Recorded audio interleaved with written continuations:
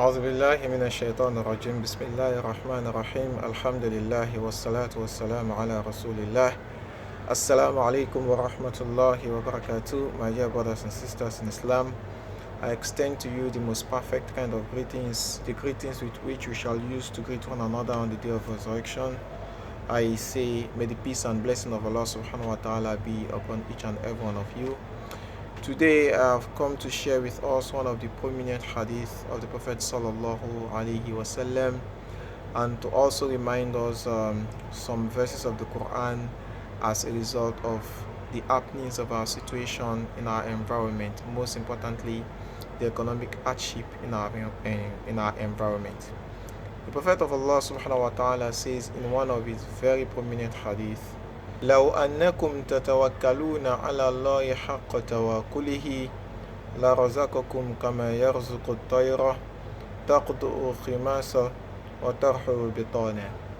Meaning that the Prophet ﷺ, addressing his companions, says one day that لو تتوكلون على الله حق توكله, if every one of you are supposed to rely on Allah subhanahu wa ta'ala as he is supposed to be relied upon, la razaqakum kama yarzuqu at-tayr, is going to give you your provisions kama yarzuqu at-tayr, just like he provides for the bird. Taqdu'u khimasan, the bird is going to leave its nets in the morning with the empty stomach, wa tarhu bitanan, and it's going to return to the next with a full belly. So this is an indication that Allah subhanahu wa ta'ala is the one who gives us our provisions, and is the one who is in charge of our affairs. In fact, in several verses of the Quran, Allah subhanahu wa ta'ala informs us about this reality. In one of the verses of the Quran, Allah says, وَتَوَكَّلْ عَلَى اللَّهِ وَكَفَّى بِاللَّهِ وَكِيلًا, and then rely upon Allah subhanahu wa ta'ala, وَكَفَّى بِاللَّهِ وَكِيلًا, as Allah is the disposer of all our affairs.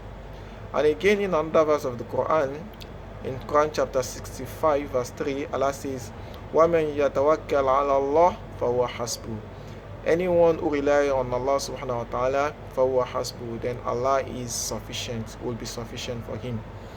So these are a few verses of the Quran supporting the hadith which I have quoted before or narrated.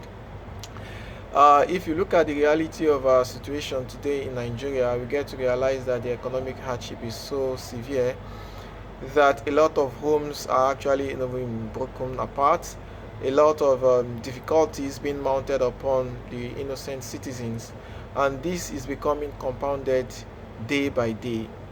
This hadith and the verses of the Quran we have quoted is actually an indication that we need to go back to Allah subhanahu wa ta'ala and give our complete reliance to Allah subhanahu wa ta'ala, as Allah subhanahu wa ta'ala is the only one who can rectify our affairs and who can give us our sustenance and our provisions to the best of what we can. Wa sallallahu ala sayyidina Muhammadin wa ala alihi wa ashabihi wa sallim.